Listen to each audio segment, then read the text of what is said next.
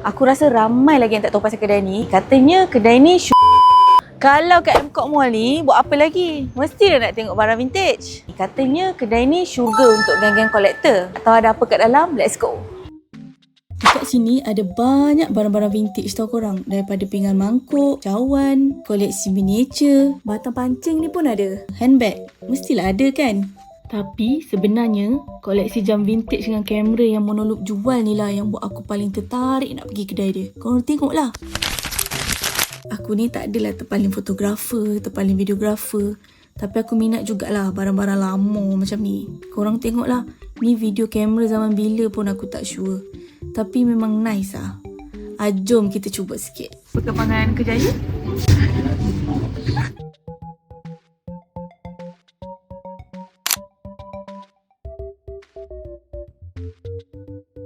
Wow.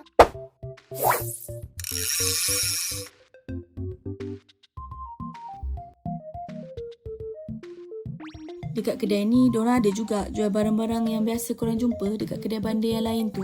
Ada koleksi kereta saiz kecil, ada pelbagai jenis patung-patung figura dengan watak kartun yang korang minat tu. Ada juga plushies. I don't know about you, tapi kalau aku tak belilah plushies yang dah digunakan. But anyway, apa lagi? Aku suggest korang pergilah Monoloop dekat M-Kok Mall ni and usah sendiri barang-barang yang diorang ada. Okay lah, bye!